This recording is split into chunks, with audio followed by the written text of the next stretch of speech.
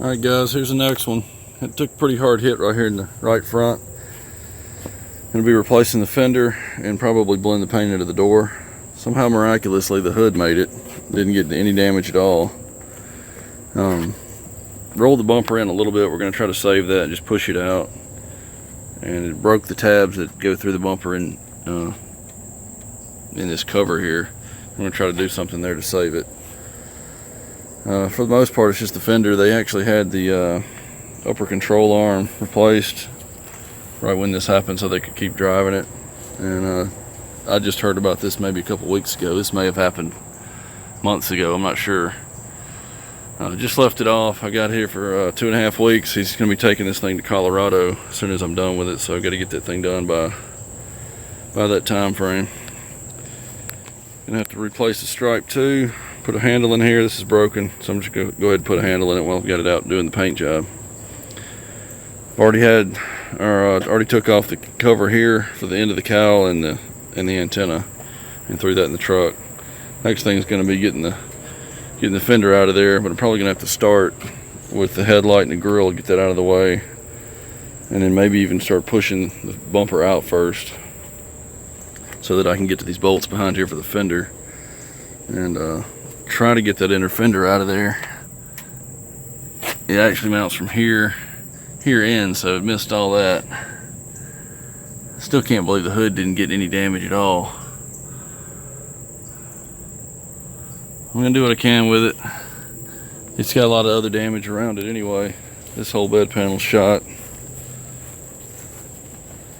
The other side's got some damage in the cab and rear door area. And it's probably not the last time something like this is gonna happen to it, so get it where you can drive it. And if any details left over, like pinstripe or door molding or anything like that, little minor things that I can't get to, then we'll do that when he gets back.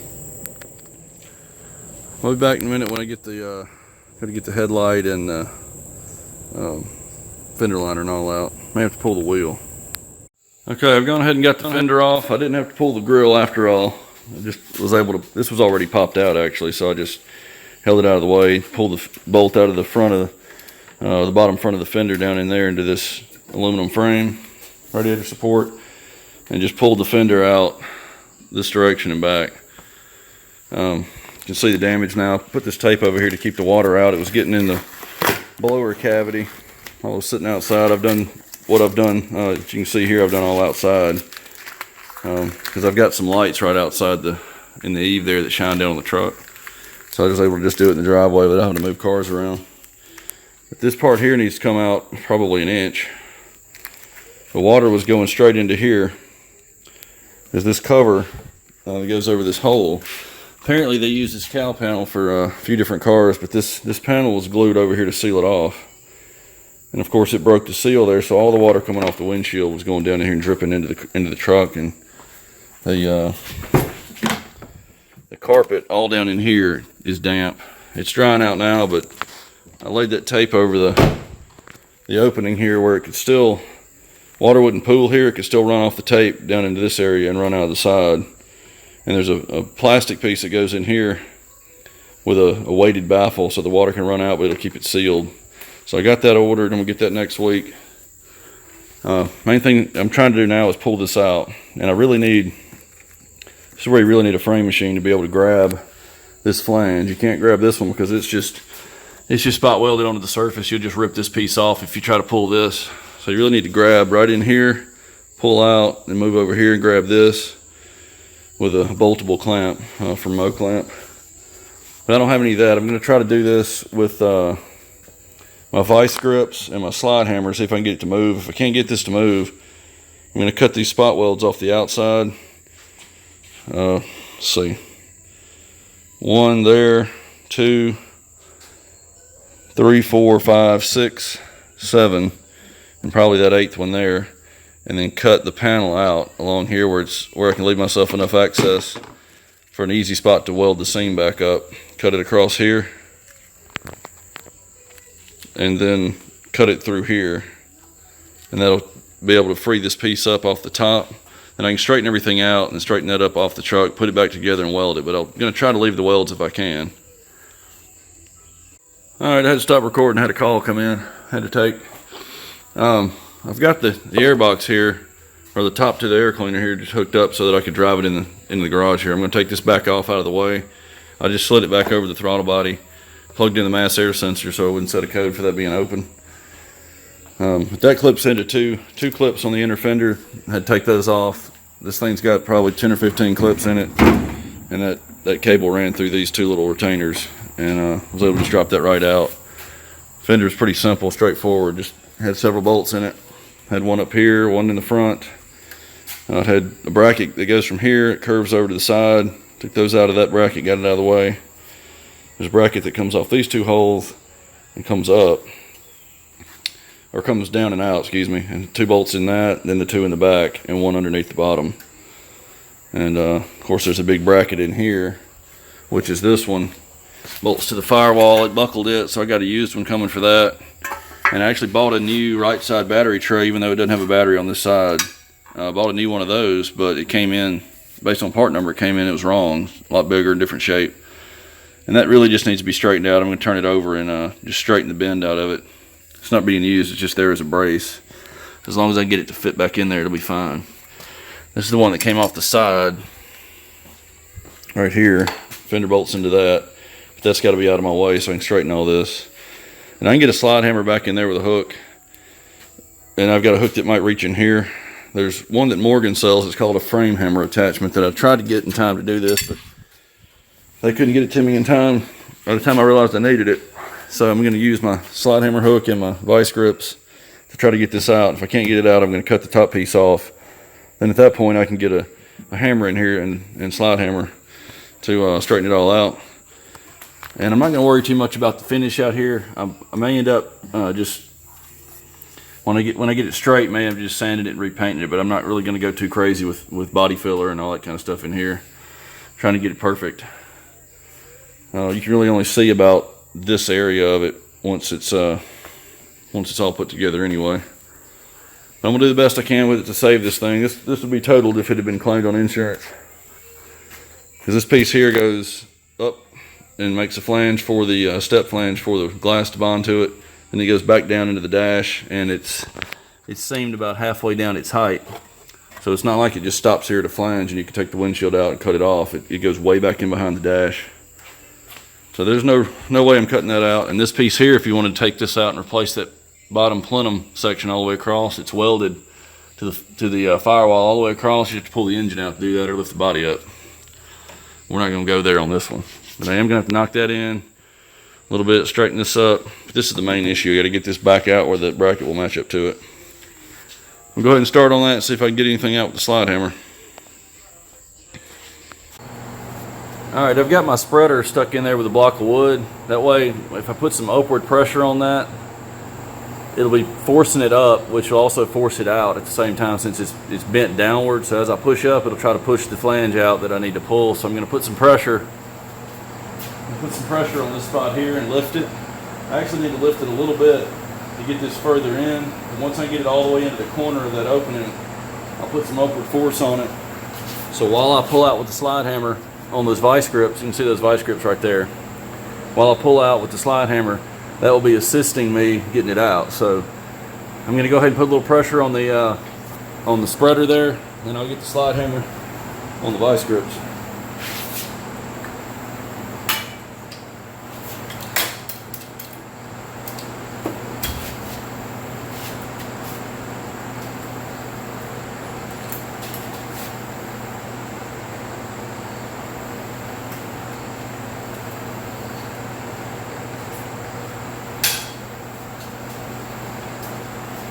Here's the attachment that goes onto it. It slides on the adjustment knob of the vice grips. This just unscrews and just put the other hook attachments on that you need to use, which I'll probably use later.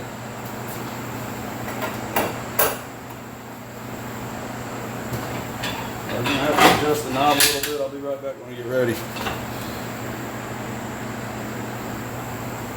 Alright, I actually had to grind a little off the end of my tool just to make it fit inside that knob of the vice grip. The slot in the thing's a little too tall, always has been, because by the time you adjust that knob in far enough, if you get a tight clamp onto the sheet metal flange, the knob's too close to the body of the vice grip and that thing won't slip on there. But I need a nice tight grip, so I went ahead and just ground some of the end of it off. Right there.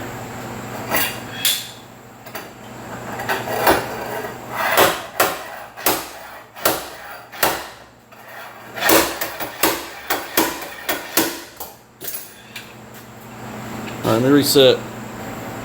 Alright, I reset my spreader over there and pushed it in a little further and got a little more pressure on it. It is moving some, but it's going to take a little while, it looks like, if I can even get it out. But I may end up having to cut that piece off. That will make it a lot easier, but I'm trying to save all those welds and a lot of work.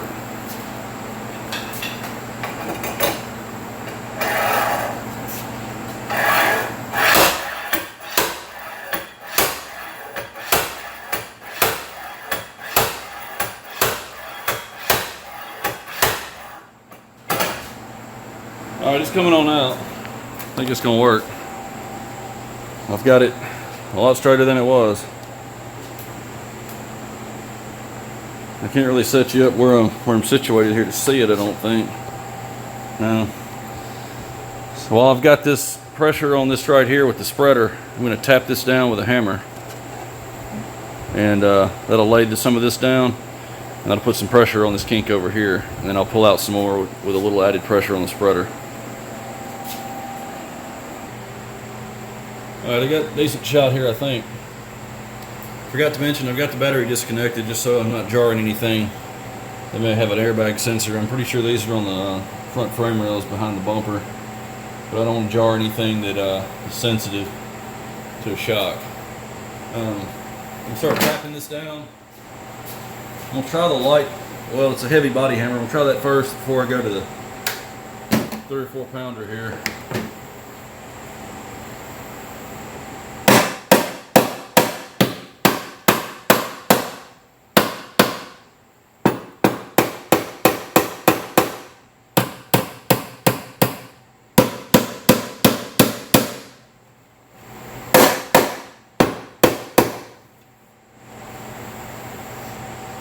I'm going to add a little bit of pressure here. I'm going to pull this a little further.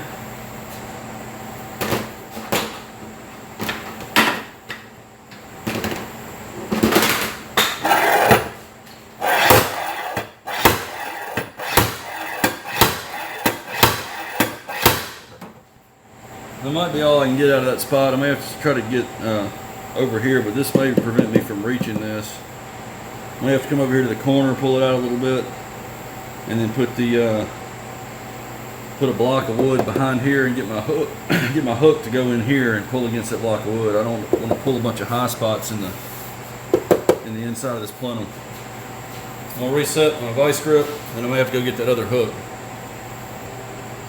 Okay, I moved it over this way about 3 inches. I'm closer to the opening now. I'm right here. I'm gonna try to pull, get that. Put a little pressure on that, tap this area down where it's kicked it up.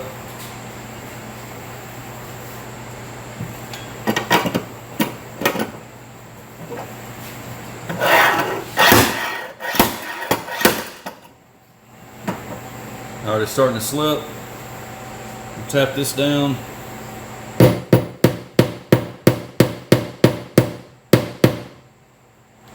This actually needs to come up a little bit.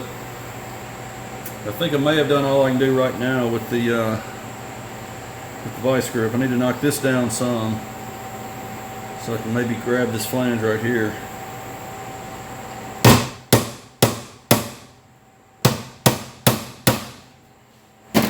I'm going to try to get in right beside that kink. I think you get the gist of what I'm doing. I'm going to go ahead and show you this one spot. I'm on the right side of this kink. On the left side of the truck, but I'm on one side of it. I can't get to the other side because of this other bracket. I don't want to pull on that because it'll just pull it away from the cowl.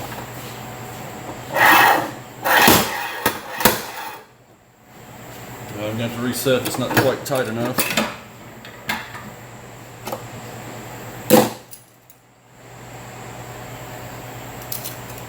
Hopefully the tool will go back on this. The attachment. There's just not a whole lot of gap in between here for the tool to slide in. The knob needs to be a little bit longer, at least the thread part. barely went in.